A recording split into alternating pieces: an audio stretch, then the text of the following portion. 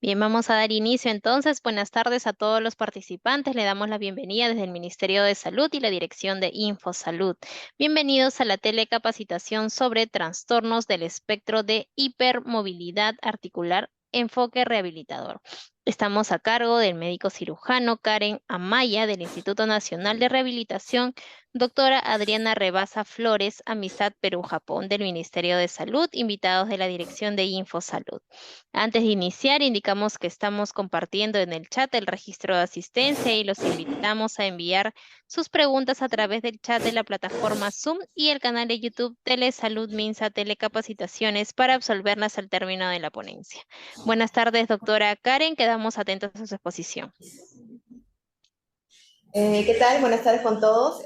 Saludo a la iniciativa del MINSA por siempre hacer la capacitación a todos los profesionales de la salud. Bueno, empiezo ya. El tema es trastornos del espectro de hipermovilidad articular y, bueno, el enfoque rehabilitador. Esa es la agenda que vamos a tocar.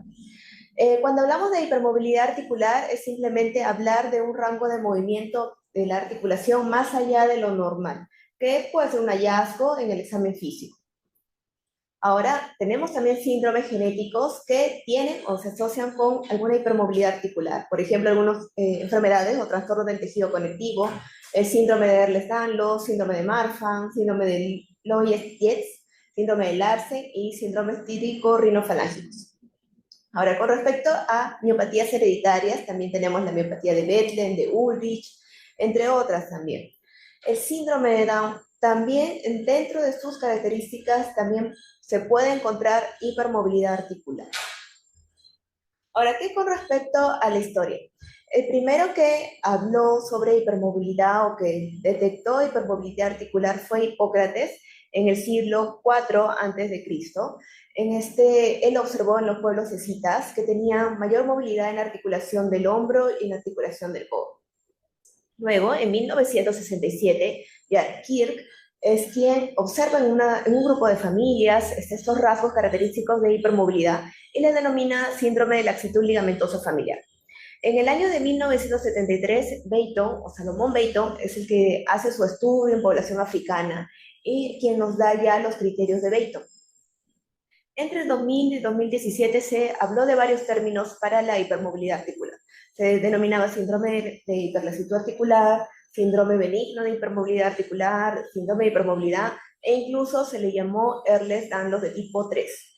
Entonces, muchas veces había mucha confusión y todos eran agrupados dentro del mismo diagnóstico. Pero a partir del 2017 a la actualidad, se decidió separar este diagnóstico en un grupo como trastornos del espectro de hipermovilidad y otro grupo como Ehlers-Danlos de tipo hipermóvil. Entonces aquí tenemos los términos antiguos que ya no deberíamos usar. Uno es el síndrome de Ehlers-Danlos tipo 3, el síndrome de hipermovilidad o síndrome benigno de hipermovilidad articular, síndrome de hiperlaxitud articular, hiperlaxo y peor todavía el término hipotónico. Con respecto al término hiperlaxo, se refiere que ya no lo debemos usar porque al hablar de hiperlaxitud no necesariamente es lo mismo que hablar de hipermovilidad. Entonces, cuando uno habla de hipermovilidad, significa un aumento del rango más allá de lo normal. Cuando hablamos de laxitud o hiperlaxitud, se refiere necesariamente a que la articulación sea inestable.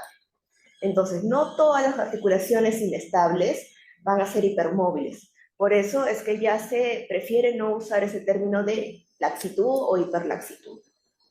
Como vemos, la inestabilidad articular nos puede dar riesgo también de tener dislocaciones articulares, esguinces, lesiones de tejidos blandos. Entonces, como decíamos, hablamos de hipermovilidad articular como un rango más allá de lo normal. Entonces, una persona puede tener hipermovilidad articular simplemente como hallazgo, sin ningún otro síntoma agregado, y otro grupo es el que tiene trastorno del espectro de hipermovilidad articular. Ahorita vamos a ver en qué se diferencian los dos y cómo nos puede ayudar también para hacer nuestro diagnóstico clínico. Cuando hablamos de clasificación de hipermovilidad articular, hablando como la característica, no más del rango más allá de lo normal, usamos el score o el puntaje o criterios de Beighton, ¿no? Lo que habíamos mencionado, que son criterios un poco antiguos, pero se siguen usando, del estudio de Beighton en el año 1973, ¿no? Él lo usó, utilizó población africana, en la cual determinó estos criterios, ¿no? Una es la posición del pulgar en el antebrazo e hizo la evaluación en cada extremidad, ¿no? Izquierda, derecha. Hiperextensión de la rodilla, más de 10 grados, izquierdo, derecho. Dorsiflexión del quinto dedo, que sobrepase los 90 grados. Ahorita vamos a ver unos videos para que sean más explicativos también. Izquierdo y derecho. Hiperextensión del codo, más de 10 grados, ¿no? Izquierdo y derecho. Y tocar con las palmas el suelo sin flexionar las rodillas. Es un punto. Ahora, estos criterios tienen una sensibilidad de un 85% y una especificidad de 91%. Ahora, se habla de un score de más de 5, más de 4 considerado hipermovilidad articular generalizada. Es decir, a partir de los 5 criterios que ya son positivos, recién yo puedo decir, ese tiene hipermovilidad generalizada. Entonces aquí en este video vamos a poder observar aquí la rodilla, ¿no? Cómo se va a hacer esta hiperextensión. Y la pequeña va a ser tocar con las palmas el suelo sin flexionar las rodillas, ¿no? Luego vamos a observar este otro video donde podemos ver la hiperextensión del codo de más de 10 grados, es bastante claro. Luego podemos observar la posición del pulgar en el antebrazo, y eso tiene que ser de manera suave, ¿no? No tenemos que forzar la articulación y generar dolor. Luego la hiperextensión del quinto dedo, más de 90 grados. Bien, aquí podemos ver otro video donde observamos la posición del pulgar en el antebrazo. Muy bien, entonces usando los criterios de Beighton es que podemos nosotros clasificar la hipermovilidad articular según el número de articulaciones comprometidas. Lo podemos llamar hipermovilidad articular generalizada, hipermovilidad articular localizada, hipermovilidad articular periférica e hipermovilidad articular histórica.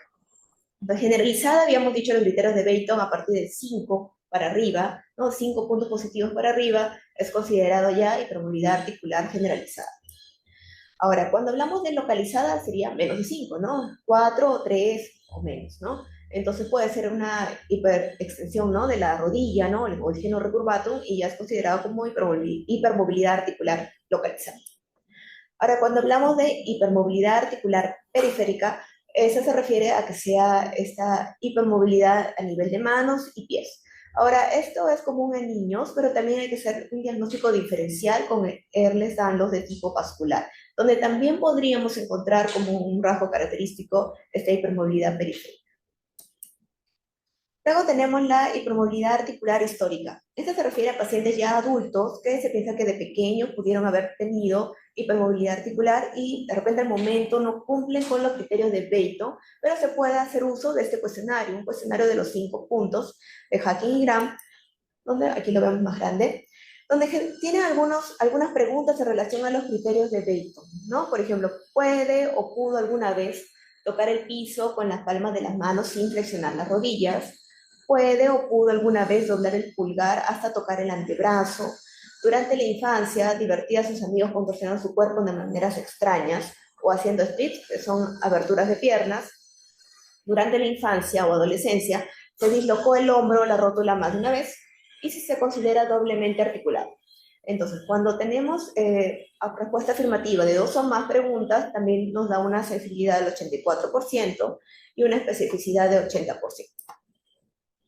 Entonces, ahí ya teníamos solamente la clasificación de hipermovilidad articular según el número de articulaciones. Ahora, también la hipermovilidad articular la podemos clasificar según la sintomatología. Entonces, cuando hablamos de según los síntomas, podemos tener sujetos asintomáticos, es decir, los que tienen solamente la hipermovilidad articular y están totalmente bien y no pasa nada. Luego tenemos el síndrome de Ehlers-Danlos de tipo hipermóvil y otro grupo que ya es el trastorno del espectro de hipermovilidad. Entonces, a este grupo, tanto el Ehlers-Danlos de tipo hipermóvil como el trastorno del espectro de hipermovilidad, antes lo conocíamos como síndrome de hipermovilidad articular, síndrome benigno de hipermovilidad articular, síndrome de hiperlaxitud articular, ¿no? Pero como les había mencionado al inicio, a partir del 2017 se decidió separar a estas dos entidades. Entonces, primero vamos a comentar algunas cosas sobre el Ehlers-Danlos de tipo hipermóvil. Entonces, dentro de la clasificación de los diferentes tipos de Ehlers-Danlos, tenemos el tipo clásico, vascular, el tipo hipermóvil, tipo escoliótico, entre otros. Podemos observar, todos tienen una herencia autosómico dominante y todos tienen un marcador genético, menos el tipo hipermóvil, ¿no? El tipo hipermóvil es el único que no tiene un marcador genético. Entonces, como era el único que no tenía ningún marcador, se decidió, en el 2017 salieron unos criterios para ayudar a su diagnóstico. Entonces, estos criterios incluyen rasgos de hipermovilidad, rasgos clínicos y exclusión de otros diagnósticos que pudieran explicar la hipermovilidad articular. Entonces, dentro del criterio 1 para este tipo de hernias de tipo hipermóvil, se considera hipermovilidad articular generalizada. Y lo divide también de acuerdo a ciertas edades de los niños o ya los adultos, ¿no? Por ejemplo, si son para hipermovilidad articular generalizada, si son niños prepúberes y adolescentes, tienen que tener mayor o igual a 6 puntos. En el caso de hombres y mujeres en la edad de la pubertad, hasta los 50, mayor o igual a 5 puntos, y en hombres y mujeres mayores de 50 mayor o igual a 4 puntos. Ahora, en la persona que por algún motivo no se pudiera realizar completo los criterios de Dayton, se podría usar también el cuestionario de los 5 puntos de Hacking y Graham, ¿no? Por ejemplo, si el paciente tenía una amputación o se hacía ruedas o cirugías anteriores, en los cuales no pudiera ser completo el Dayton, puedo usar el otro cuestionario para complementar mi criterio y mi evaluación. El criterio 2 nos habla de algunas características, primero clínicas, ¿no? Por ejemplo, la piel inusualmente suave y aterciopelada. Luego, la hipersensibilidad cutánea. Ahora, con respecto a la hipersensibilidad cutánea, no es que yo agarre el dorso de la mano e hiperextienda y diga, bueno, tienen la hipersensibilidad. Así no es, sino es en el antebrazo no dominante, en la cara anterior, y hacemos una hiperextensión, como ven aquí en la imagen, ¿no? Que sea más de 1.5 centímetros. Entonces, si es más de 1.5 centímetros, recién yo puedo decir es hiperextensible, ¿no? Es una piel hiperextensible. Ok, luego tenemos estrías inexplicables, pápulas pisogénicas, hernias abdominales recurrentes o múltiples, cicatrices atróficas, prolapso del suelo pélvico, uterino, rectal, hacinamiento dental, paladar alto estrecho, aranodactilia, relación brazada-altura mayor o igual a 1.05, prolapso de la válvula mitral y dilatación de la raíz aórtica con una puntuación de más de 2. Luego tenemos como característica B antecedentes familiares, ¿no? Generalmente familiares de primer grado que ya tengan el diagnóstico de el de tipo hipermóvil. Y el tipo C es ya asociado con dolor, ¿no? Dolor crónico. Dolor musculoesquelético en 2 o más articulaciones recurrente diariamente durante al menos 3 meses. Dolor crónico y generalizado durante 3 meses. Y dislocaciones articulares recurrentes o inestabilidad franca de las articulaciones en ausencia de un trauma.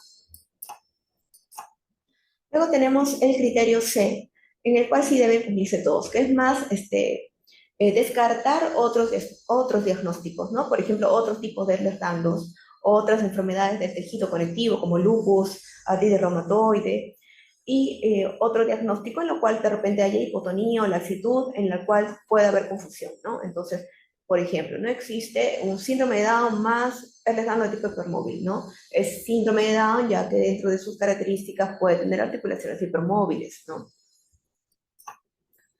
Muy bien, entonces ya hemos visto el Ehlers-Danlos de tipo hipermóvil, pero nos queda el trastorno del espectro de tipo hipermóvil. ¿Quiénes son ellos? El trastorno del espectro de tipo hipermóvil son aquellos que tienen sí la hipermovilidad articular, que no cumplen con todos los criterios del 2017 para ser catalogados como Ehlers-Danlos de tipo hipermóvil, pero además tienen un síntoma o manifestación musculoesquelética, ¿no? Por ejemplo, trauma, dolor, alguna alteración ortopédica. Entonces, los trastornos del espectro de hipermovilidad también lo podemos diferenciar en 4 tipos. Y esto es de acuerdo a lo que habíamos visto, el número de articulaciones comprometidas. Entonces, así como había hipermovilidad articular generalizada, hipermovilidad articular periférica, hipermovilidad articular histórica, hipermovilidad articular localizada, también tenemos trastorno del espectro de tipo hipermóvil generalizado, trastorno del espectro de tipo hipermóvil periférico, localizado e histórico. Entonces, ¿a qué se refiere el trastorno del espectro de hipermovilidad generalizada? Es decir, que tenga la hipermovilidad generalizada, 5 articulaciones a más, que tengan mayor rango de lo normal, más una manifestación musculoesquelética secundaria. ¿Qué se refiere al trastorno del espectro de hipermovilidad periférica? Que tengan la hipermovilidad tanto en manos y pies, más una manifestación musculoesquelética secundaria. Localizada es similar, que tengan la hipermovilidad a partir de 4 puntos, ¿no? Habíamos dicho 4 o menos en articulaciones individuales, más una manifestación musculoesquelética secundaria, y la histórica en el paciente adulto que probablemente tuvo de pequeño, que salía positivo el cuestionario de Hacky-Graham, más una manifestación musculoesquelética. Entonces ahí tenemos esa diferenciación, ¿no? Un grupo, si el grupo no encaja dentro del trastorno del espectro de tipo hipermóvil, nos quedaría entonces dentro del trastorno del espectro de hipermovilidad, y lo podemos diferenciar en sus diferentes grupos, ¿no? Generalizado, localizado, periférico o histórico. Entonces, en general sobre la hipermovilidad dentro de la epidemiología, hablando de hipermovilidad como un término ya, como un rasgo, un signo en el examen físico, varía entre 10 a 30%, es más común la hipermovilidad en la extremidad derecha, en mujeres, en raza negra, y la prevalencia de todas maneras disminuye con la edad, ¿no? Uno aumenta en edad y va a tener menos movilidad que cuando era más pequeño. Aquí en este cuadro, en este mapa, podemos observar aquellos lugares donde hay más prevalencia de hipermovilidad a diferencia de otros, ¿no? Por ejemplo, el estudio de Beito fue en población africana, donde tienen mayor hipermovilidad articular. Aquí en América, ¿no? Vemos que está en amarillo, más o menos un 15%, en Europa un poco menos. Entonces, dentro de la epidemiología hay un estudio en población peruana. El estudio va desde el 2001, del 2001 en 2019 sujetos de 5 a 45 años que usaron los criterios de Beito, donde encontraron que había un 21.2% de hiperlaxitud. Aquí lo denominaban hiperlaxitud porque en ese año todavía se usaba ese término y era mayor en mujeres que hombres. Ahora, los individuos con hiperlaxitud, en esto es un estudio también del 2009, tenían mayor incidencia de hiperlaxitud a nivel del tobillo, y la asociación con dolor muchas veces es en dolor en las articulaciones de carga, ¿no? Como la rodilla o el tobillo. Aquí vemos que también hay asociación con dolor miofascial cervical, dolor de tipo neuropático, y hay un estudio donde se habla de que la escoliosis idiopática se encuentra hasta un 54.1% tienen hipermovilidad articular, ¿no? Entonces esto es bastante importante, ya que a nuestros pacientes que tuvieran hipermovilidad articular habría que hacerles un seguimiento porque durante la adolescencia podrían desarrollar alguna escoliosis idiopática, ¿no? Ya con este componente de rotación de los cuerpos vertebrales.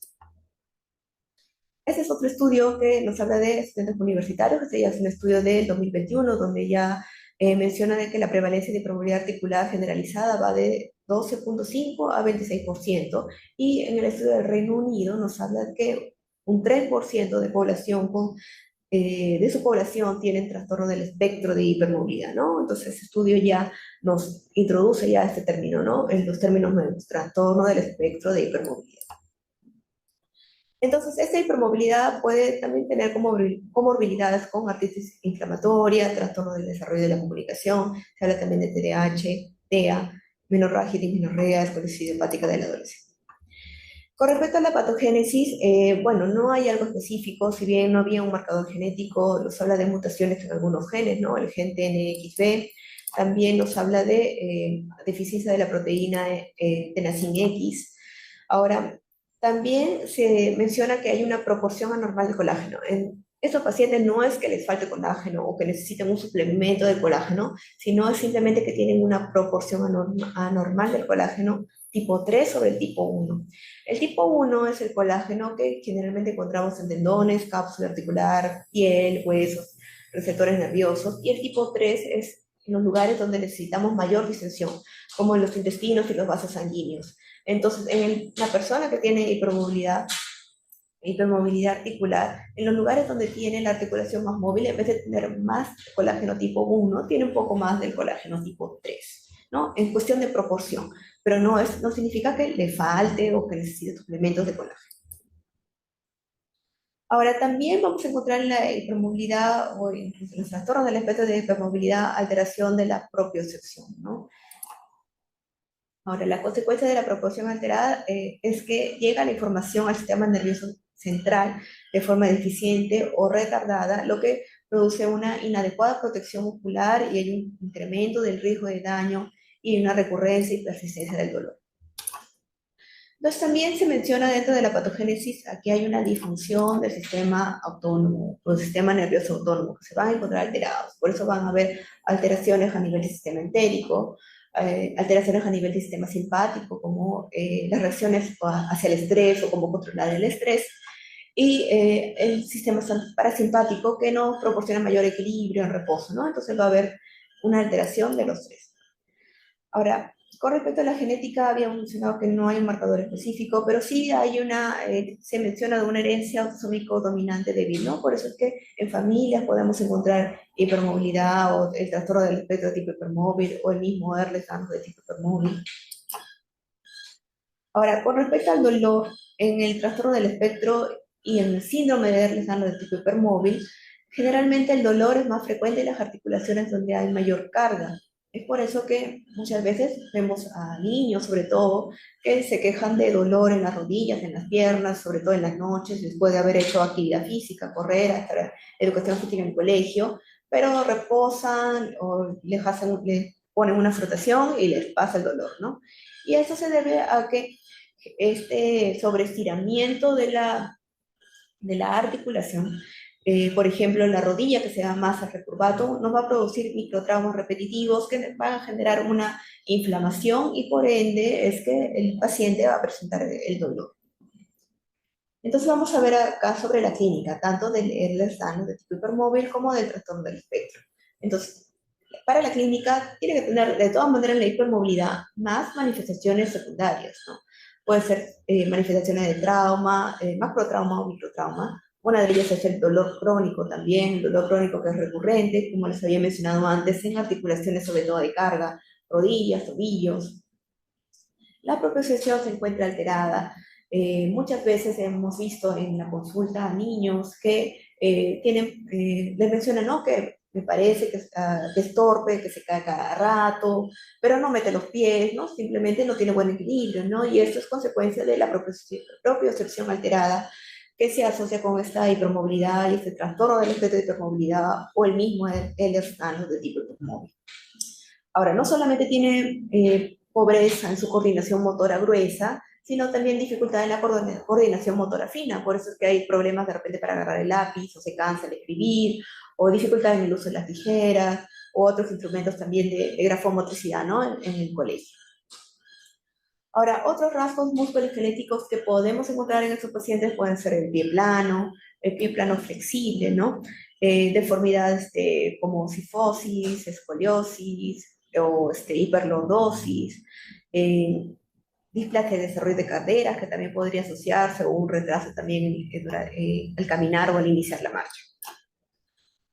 En adultos podemos observar también dolor no inflamatorio, dolor a nivel sobre todo en la columna, luxaciones articulares, lesiones de tejidos blandos, pérdida progresiva de la movilidad, pero más porque el paciente al tener dolor ya no quiere hacer la actividad física, osteoporosis prematura, disfunción autonómica, desórdenes de la función gastrointestinal y laxitud en otros tejidos. En la piel también podemos observar la hiperextensión de la piel. Ya había mencionado antes que la hiperextensión se evalúa en el antebrazo no dominante y haciendo una extensión de más de 1,5 centímetros. La textura de la piel aterciopelada, podemos encontrar también estrías, una fácil formación de hematomas, sangrados de repente prolongados, mala cicatrización o cicatrices de paredes atróficas. Entonces, el diagnóstico va a ser un diagnóstico por exclusión. Obviamente tenemos que excluir las otras causas. Entonces, cuando ya excluimos que no sea artritis reumatoide, que no sea lupus, que no sea otras causas de Ehlers-Danlos, recién yo me puedo quedar con el diagnóstico de o trastorno del espectro o de repente el Ehlers-Danlos de tipo hipermóvil cumpliendo los criterios del 2017. Entonces, tenemos hipermovilidad más manifestaciones musculoesqueléticas, la podemos dividir. Un grupo es trastorno del espectro y otro grupo es Ehlers-Danlos tipo hipermóvil, ¿no? No se olviden, para Ehlers-Danlos de tipo hipermóvil necesariamente tenemos que cumplir con los criterios del 2017 y los que no encajan en el Ehlers-Danlos de tipo hipermóvil quedarían como trastorno del espectro de tipo hipermóvil, ¿no? O hipermovilidad, diferenciándose en sus diferentes grados, ¿no? Generalizado, localizado, periférico o histórico. Hay que hacer de todas maneras siempre un diagnóstico diferencial con otros problemas del tejido conectivo, ¿no? Como otros tipos de Ehlers-Danlos, el MARFA, osteogenesis imperfecta, entre otros. Entonces, ¿cómo lo manejamos? ¿Qué con respecto al tratamiento? ¿A quién es que realmente va a ir a terapia física o a quién le vamos a hacer un tratamiento? ¿No? A los pacientes sintomáticos. A los pacientes asintomáticos que simplemente hayan sido un hallazgo, esta hipermovilidad articular, lo que nosotros podemos decirle, bueno, practique deportes, haga actividad física, una mejor condición siempre va, física va a dar más estabilidad y mejor, va a mejorar su tono muscular. A los que ya tienen síntomas, sí hay que diferenciarlos si es trastorno del espectro o síndrome de Ehlers-Danlos tipo hipermóvil, y a ellos sí van a requerir un manejo específico. El manejo siempre en rehabilitación va a ser en un equipo multidisciplinario. El médico trabaja junto con el licenciado en terapia física, licenciados en terapia ocupacional, psicólogos e incluso los técnicos ortesistas, en el caso de que necesitar alguna férula o algún dispositivo especial para proteger la articulación. Al inicio podemos dar una terapia farmacológica, pero es solamente temporal para el manejo del dolor, ¿no? Que podrían ser años. Con respecto al tratamiento no farmacológico, está indicado sobre todo la terapia física, ¿no? Los ejercicios para mejorar su tono, su fuerza muscular y que no vuelvan a presentar el dolor.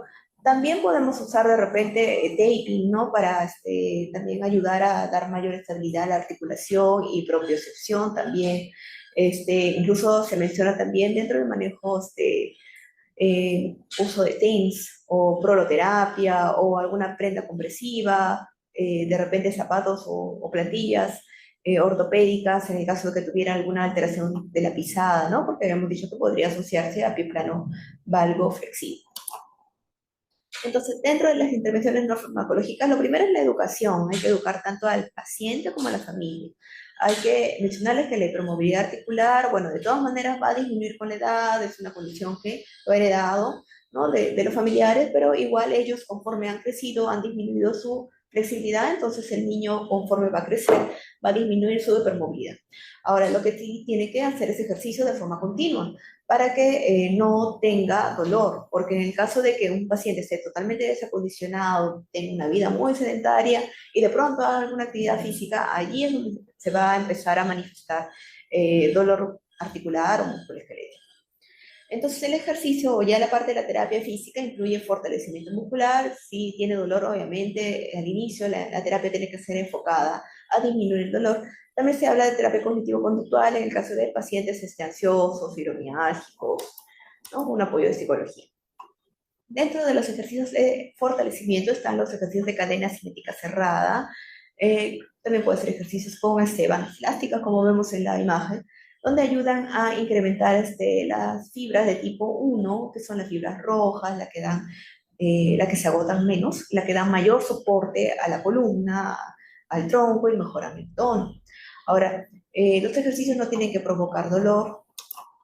El ejercicio de fortalecimiento también se ha demostrado que reduce también el dolor, incrementa la propiocepción. Se puede hacer uso aquí de Teraban, ¿no? Ahora, para nosotros realmente ver mejoras, incluso sobre todo en el dolor, el paciente debe hacer ejercicio continuo de por lo menos 5 meses. Entonces, por ello que muchas veces no funciona cuando el papá nos menciona en la consulta que su hijo hace natación el verano, ¿no? Son, de repente solamente 2 meses y ya con eso todos los años nada más, ¿no? Entonces, con eso no, realmente no va a fortalecer y va a producir ningún cambio. Si nosotros queremos realmente cambios y mejora en su tono, su postura, su propiocepción, que no tenga dolor, el ejercicio debe ser continuo por lo menos 5 meses seguidos. El ejercicio puede ser en agua, natación, o ejercicio incluso en elíptica también, porque se refiere que tienen poco impacto, o en bicicleta estacionaria. Luego también es importante el manejo en terapia ocupacional, ya que muchos de los pacientes tienen problemas en la motricidad fina, la grafomotricidad en el colegio, al agarrar el lápiz, el lapicero o al usar las tijeras. También en la terapia ocupacional se va a trabajar lo que es la ergonomía. Ahora, con respecto a deportes, hay deportes que están indicados y hay deportes que no.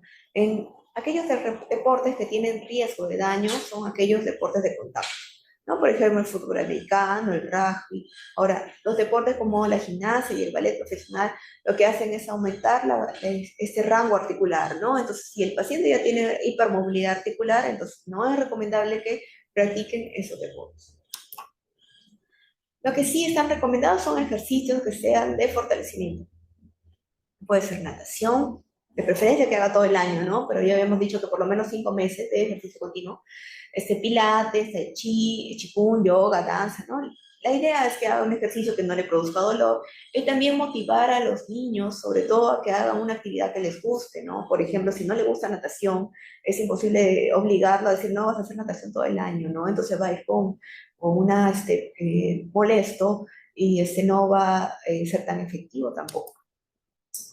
Entonces, ¿cuáles son algunos signos de alarma? Son que haya el paciente que tenga convulsiones o luxaciones recurrentes, que tenga dolor crónico difuso, que tengan artralgias asociadas o positividad de reactantes de fase aguda, que ya nos estaría hablando de otros diagnósticos, ¿no? De repente una artritis reumatoide juvenil, o articulaciones con signos inflamatorios o inestabilidad postquirúrgica recurrente. Entonces, algunos puntos de importancia que hay que resaltar de esa presentación. Uno es que ya no debemos llamarlo síndrome benigno de hipermovilidad, ¿no? Síndrome de hiperlaxitud, crisis hipotónico, ¿no? Sino ya podemos nosotros ahora, a partir del 2017, hacer la diferencia. El grupo es Ehlers-Danlos de tipo hipermóvil, que son aquellos que cumplen los criterios del 2017, y el otro grupo son los trastornos del espectro de tipo hipermóvil, ¿no? Que es la suma de hipermovilidad más síntomas musculoesqueléticos y neurofisiológicos. Y sobre todo resaltar en todos los pacientes la importancia del fortalecimiento físico.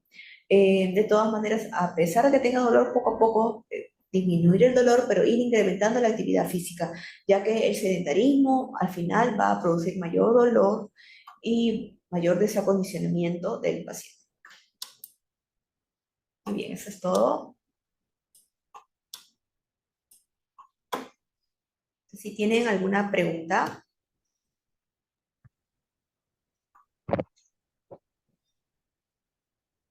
Bien, muchas gracias, doctora Karen, por su excelente exposición y agradecemos también a todos los participantes. Los invitamos a enviar sus preguntas a través del chat. Doctora, una consulta que nos realizan, ¿qué provoca la hipermovilidad? En realidad no hay algo que lo provoque, es una condición hereditaria. Hay una herencia ya demostrada que es autosómico dominante, si bien de repente no hay una penetrancia completa, pero sí las familias lo tienen, ¿no? La hipermovilidad.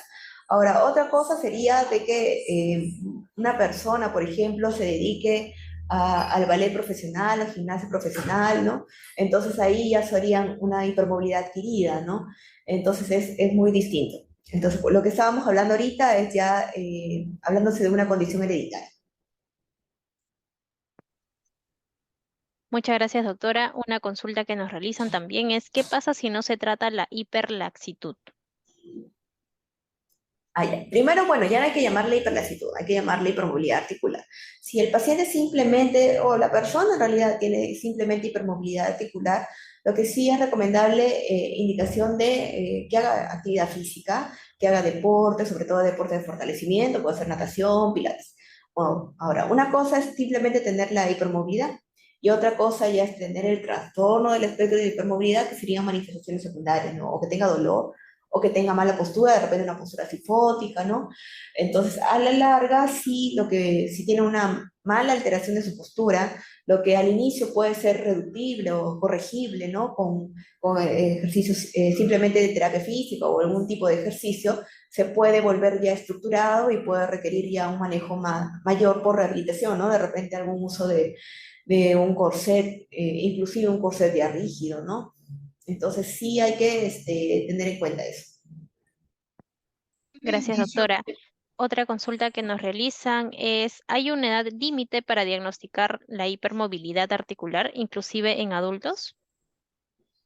En adultos no, pero sí en niños se refiere que a partir de los 3 años recién podríamos nosotros hacer ese diagnóstico o incluso evaluar los criterios de Bayton. Hay algunos que dicen a partir de los 3 años y medio, ya que antes los niños de todas maneras son bastante flexibles, entonces todos tendrían hipermovilidad y eso no sería correcto, ¿no? Entonces a partir de los 3 años, 3 años y medio es que recién yo puedo utilizar los criterios de Bayton y hacer el diagnóstico. ¿Podría yo considerar, no, bueno, este pequeño puede tener una tendencia a tener hipermovilidad porque sus familiares lo tienen, porque su hermanito mayor lo tiene? pero a partir de los 3 años recién yo le puedo hacer esta evaluación. Gracias, doctora. Otra consulta, ¿qué experiencia tiene con la proloterapia y la dextrosa, la mezcla con lidocaína?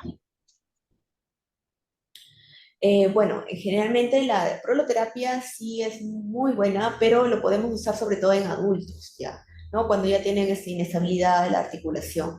Ahora, en niños muchas veces, bueno, provocaría mucho rechazo, ¿no? Porque produce, la proloterapia, como conocen, al inicio produce, lo que queremos es producir mayor inflamación, entonces va a producir mayor dolor durante los primeros días, porque lo que se quiere es activar esa cascada de primero la inflamación y después cicatrización para que el tejido disminuya o sea mucho más estable, ¿no?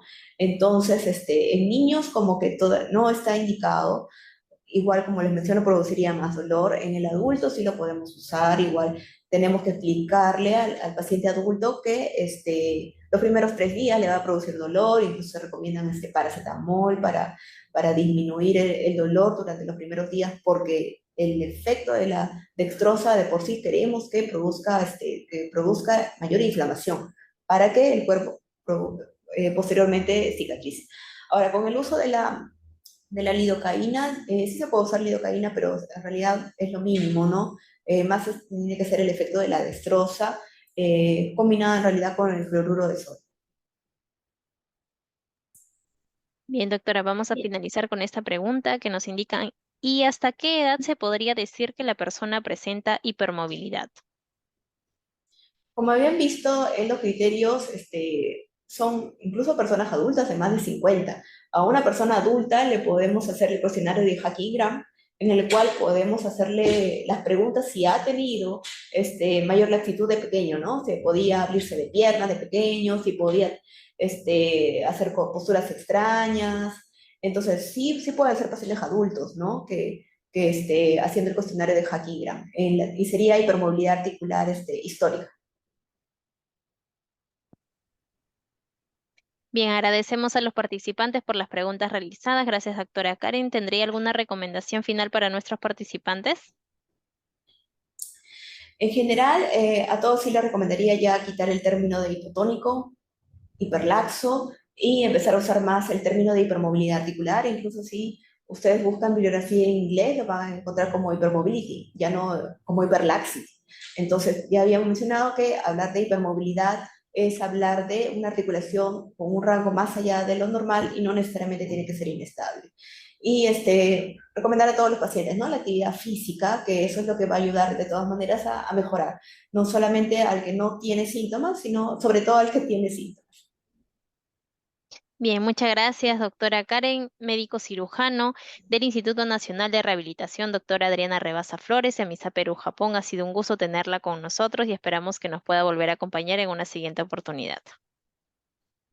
Muchas gracias por la invitación. Bien, agradecemos también a todos nuestros participantes y recuerden suscribirse en el canal de YouTube Telesalud Minsa Telecapacitaciones y visitar nuestras redes sociales para mantenerse informados sobre las próximas actividades educativas. Muchas gracias.